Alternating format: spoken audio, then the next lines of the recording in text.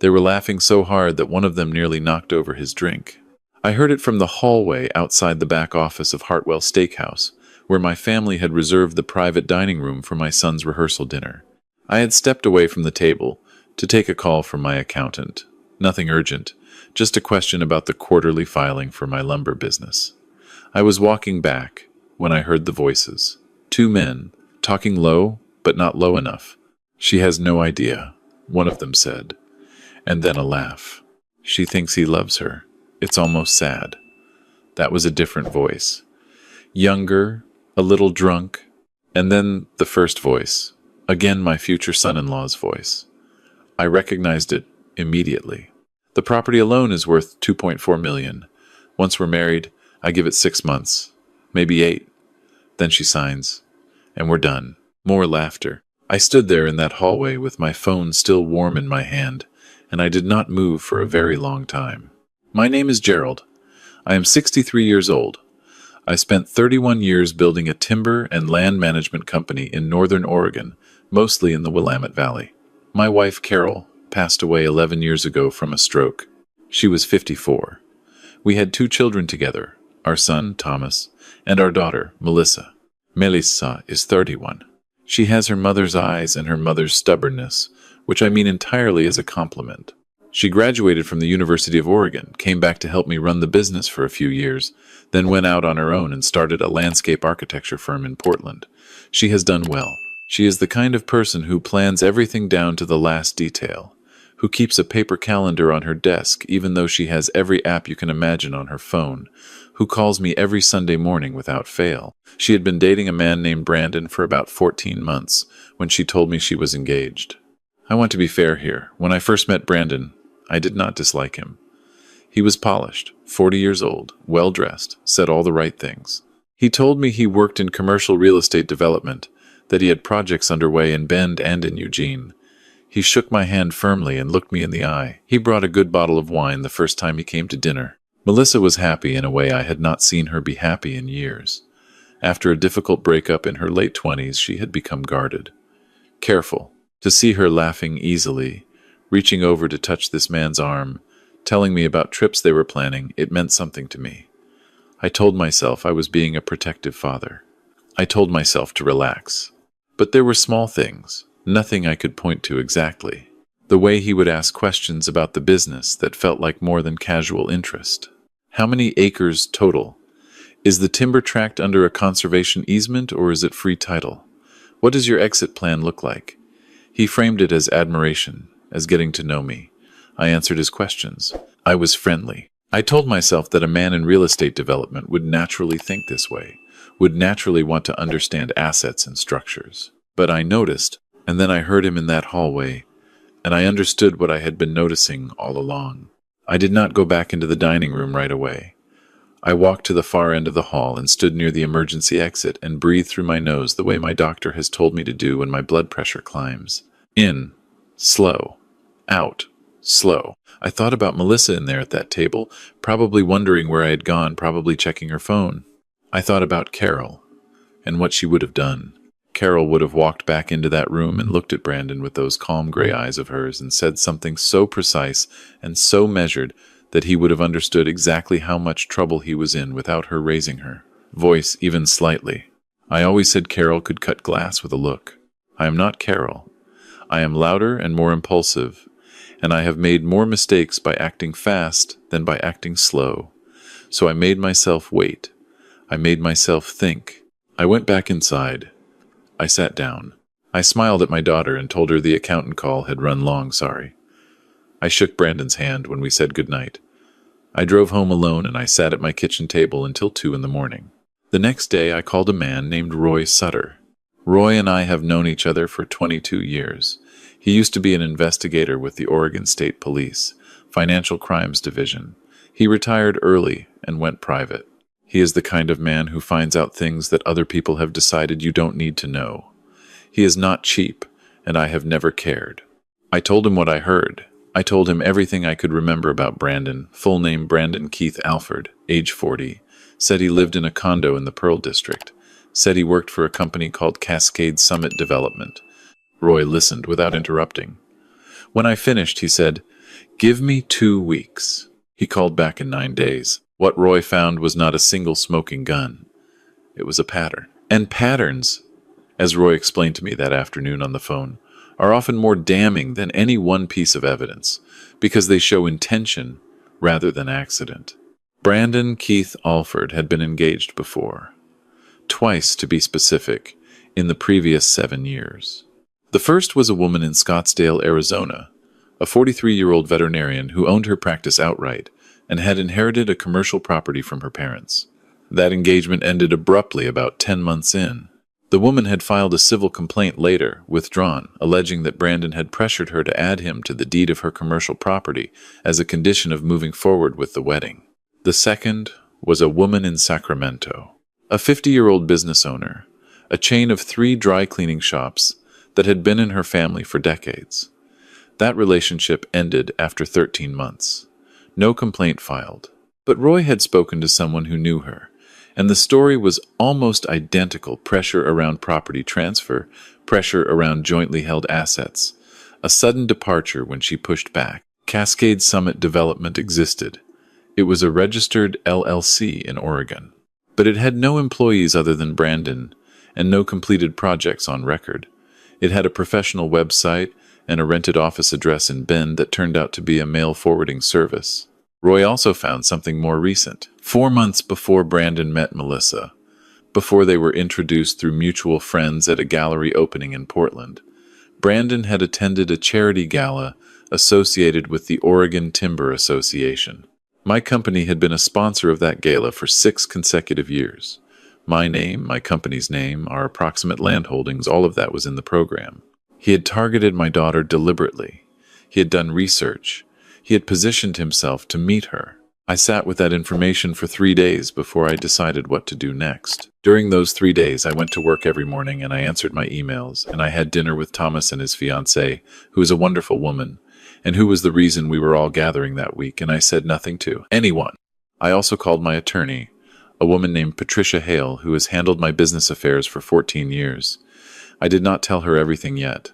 I asked her a question. If someone were to present a land transfer agreement to a family member of mine for signature, what would make that agreement legally unenforceable? Patricia paused. Then she said, "Gerald, what's going on?" I told her. She was quiet for longer this time. "Come in tomorrow morning," she said. I met with Patricia for 2 hours. We talked through several scenarios. We talked about what Roy had found and what it meant and what it didn't yet prove. We talked about the difference between what I knew and what I could demonstrate. We talked about what Melissa might do if I simply told her what I knew. That last part was the hardest, because here's what I understood about my daughter. Melissa does not respond well to being managed. She never has, from the time she was a little girl. If you tell Melissa what to think, she will think the opposite, out of principle.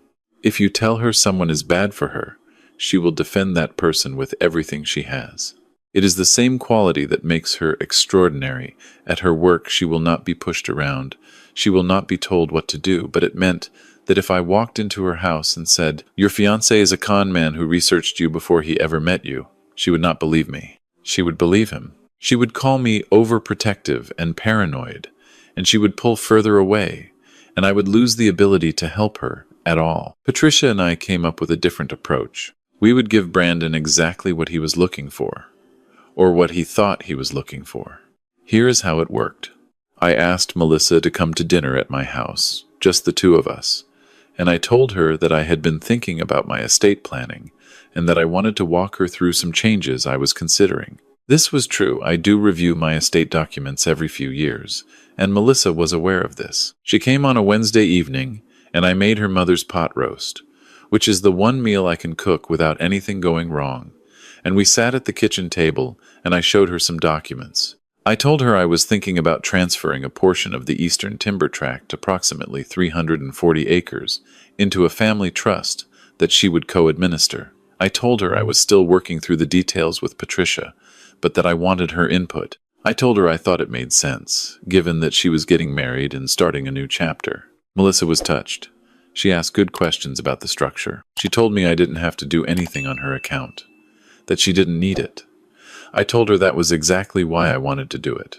What I did not tell her was that the documents I showed her were drafts that Patricia and I had prepared specifically for this conversation, documents that appeared to describe a transfer of the Eastern Tract, but that contained technical language which, as Patricia had explained to me carefully, would make any subsequent transfer of that property to a third party within 5 years legally void, without explicit trustee approval from both me and a named independent trustee, a role I had assigned to a retired judge Patricia knew well. In plain terms, if Brandon somehow convinced Melissa to sign anything related to that land, it would be worthless. The actual property was protected separately and was not going anywhere. But Brandon did not know that. He only knew because I expected Melissa would tell him, which she did, because she was excited. And he asked how the dinner went that Gerald was planning to move 340 acres of timberland into a trust with Melissa's name on it. 340 acres in the Willamette Valley, at current timberland values. Roy told me later that Brandon had made 3 phone calls within 24 hours of that dinner. One to his friend, the same voice I had heard in the hallway at Hartwell Steakhouse. 2 to a number Roy traced to a real estate attorney in Bend who had represented Cascade Summit Development before. He was already moving. Over the following 6 weeks, Brandon became very interested in the wedding timeline. He had previously agreed with Melissa that they were in no rush, that a spring wedding the following year made sense, that there was plenty of time to plan properly. Now he started raising the idea of moving everything up. December, maybe, or even a small ceremony in October, just family. They could do the bigger celebration later. He told Melissa he was just so eager to start their life together that waiting felt pointless. He also started asking questions about the trust documents. He framed it as wanting to understand the family's finances so he could plan intelligently, contribute appropriately. He was careful about it. Never pushy, always loving, and reasonable in tone. He asked Melissa if she'd had a chance to review the full documents with Patricia. He asked if there was anything that needed to be done before the wedding to ensure the transfer went through cleanly. Melissa mentioned some of this to me on our Sunday calls. She didn't think much of it. She told me that Brandon just liked to be organized, liked to have things in order. I said that sounded reasonable. I said he seemed like a very thorough person. I said this while sitting at my kitchen table with Roy's updated notes in front of me and Patricia's number on speed dial. In the 5th week, Brandon made his move. He told Melissa that he had been speaking with his attorney, the one in Bend, and that the attorney had raised some concerns about the trust structure from a tax efficiency standpoint. He said he didn't want to overstep, but that he had some thoughts about an alternative approach that might actually be better for Melissa in the long run. He asked if she would be willing to look at a document his attorney had prepared, just to consider it. The document, which Melissa brought to me without him knowing she was going to, proposed removing the independent trustee structure entirely and replacing co-administration rights with what was described as a simplified joint tenancy arrangement that would give a spouse full transfer authority upon marriage. In other words, once they were married, he could move the property wherever he wanted without anyone's approval but his own. Melissa handed me the document over coffee in my kitchen on a Sunday morning, the same morning she usually called me. She had driven up from Portland. She sat across from me and she said, "Dad, I need to ask you something and I need you to be completely honest with me." I put the document down. I looked at her. "Is this normal?" she asked. "The stuff Brandon's attorney is suggesting. Is that a real thing people do, or does this seem wrong to you?" And there it was. I had been waiting for her to ask, not hoping she wouldn't notice, not planning to force the issue, waiting for her to see it herself, because Melissa had to arrive at this on her own. Any other way, and she would have defended him. I told her to call Patricia. Patricia spent 45 minutes on the phone with Melissa that morning, while I sat in the living room and looked out the window at the Douglas firs at the back of my property. When Melissa came back in, her face was very still. She sat down across from me again. "How long have you known?" she said. I told her about the hallway at Hartwell Steakhouse. I told her about Roy. I told her about the women in Scottsdale and Sacramento. I told her about the charity gala, about how he had found her, about the timeline Roy had put together. She did not cry right away. She sat very straight and she listened to everything. She asked 3 or 4 specific questions, dates, details, and I answered them. When I was done, she stood up and walked to the kitchen window and stood there for a while with her back to me. Then she said, "He picked me on purpose." "Yes," I said. He researched us. He researched you. He went to that gala specifically to find someone connected to this family. That's what Roy believes. Yes. She was quiet for another long moment. I told him about Mom, she said. Her voice was very low. I told him about her practice, how I came back to help you after she died. I told him things I don't tell most people. I didn't say anything. There was nothing to say. She turned around. Her eyes were red, but she was not crying. She said, "What do we do now?" I had already spoken with Patricia about this. I had also spoken with a detective at the Portland Police Bureau's Financial Crimes Unit, a contact Roy had connected me with. After Roy determined that the pattern of behavior across 3 states potentially constituted wire fraud and criminal solicitation, we had 2 options. We could end the engagement quietly. Melissa breaks it off. We share the documentation with Brandon privately. He understands the situation and disappears. Clean. No publicity. No trial. Or we could let the authorities handle it, which would be slower, more complicated, and harder on Melissa, but which might protect the next woman he targeted after her. Melissa decided in about 30 seconds. The next woman, she said. We go with the police. That is my daughter. Detective Ingrid Moss at the Portland Police Bureau was thorough and careful. She reviewed Roy's documentation, the documents Brandon's attorney had prepared, the phone records Roy had obtained through legal channels. She contacted her counterparts in Arizona and California. It took another 6 weeks of coordination, during which Melissa continued the engagement with Brandon, answering his messages normally, telling him the wedding planning was coming along, giving him no indication that anything had changed. I do not know how she did that. I do not think I could have. But she did it, and she did it because she understood that if Brandon ran before the authorities were ready, the case would be much harder to make. The morning the detective was ready to move, Melissa called Brandon and told him she had spoken with her father and that she was ready to proceed with modifying the trust documents the way his attorney had suggested. She told him she thought he was right that the tax structure could be simplified. She told him she wanted to meet that afternoon, just the 2 of them and their respective attorneys, to finalize everything before the wedding. He agreed immediately. He set the meeting for 2 o'clock. Patricia was at the table. I was not. On Detective Moss's advice, my presence might have signaled something was wrong. Melissa sat across from Brandon and his attorney in a conference room at Patricia's office in Salem. The modified documents were on the table. Brandon's attorney walked through them. Patricia asked several clarifying questions, slowly, methodically. Brandon was patient. He was charming. He put his hand over Melissa's at one point and said he just wanted everything to be right for her. When Melissa reached for the pen, Patricia said, "Before we finalize, I do want to make sure everyone understands the scope of what's being transferred here." And she began to describe in detail the other properties, the business assets, the equipment, things that had never been mentioned in any prior conversation with Brandon or his attorney. Brandon's attorney started taking notes very fast. Brandon said, "I wasn't aware of," and then he stopped. He looked at Melissa. She looked back at him, and she said, "I know about the woman in Scottsdale. I know about Sacramento. I know about the gala." The conference room was very quiet.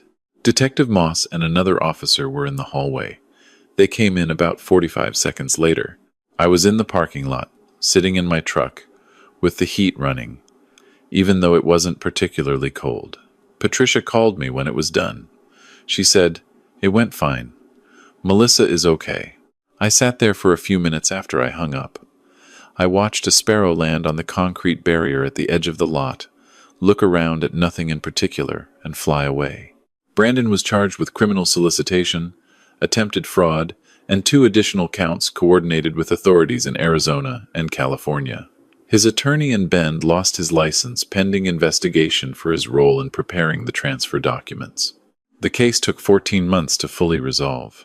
Brandon ultimately entered a plea agreement and received a 3-year sentence, with additional civil liability to the woman in Scottsdale who had previously withdrawn her complaint and was now willing to pursue it with the new evidence. Melissa did not attend the sentencing. She said she had already finished with it long before then, and that watching a proceeding wasn't going to change what she felt. She was already deep in a new project, a large residential landscape installation on the coast, and she was where she wanted to be, which was working. She calls me every Sunday. She drove up last month and we raked the leaves off the back acre together, the two of us. The same way we used to do it when she was a teenager and complained the whole time. She didn't complain this time. She put on her old work gloves and she raked leaves for 3 hours without saying much, and then we sat on the back porch and had coffee and watched it get dark. At one point she said, "I should have seen it." I said, "He was very good at what he did." She thought about that for a minute. "Yeah," she said. "But you were better." I don't know that I agree with that. I did not outthink anyone.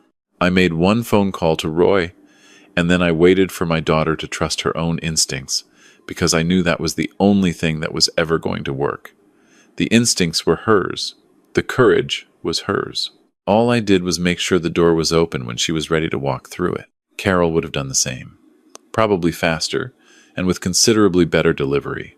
The Eastern Timber Tract is still in the family trust. 340 acres of second-growth Douglas fir and western red cedar. The same land my father walked before me. It will be Melissa's someday, fully and without condition, when she's ready for it, and not one day before. Nobody is getting within 100 miles of it without Patricia, and that retired judge signing off first. Some things are worth protecting. That's the lesson. That's the whole lesson. Not the legal documents, not the investigation, not any of the mechanics of what we did. The lesson is that the people in your life who love you will protect you, even when you don't know you need protecting. And when the moment comes that you do see it, when you turn around and realize what they've been doing and why the right thing to do is pick up a rake and show up on a Sunday afternoon and work beside them until it gets dark. That's it. That's everything. If this story stayed with you, leave a comment below. And if you know someone who might need to hear it, share it with them. Sometimes the right story finds the right person at exactly the right time.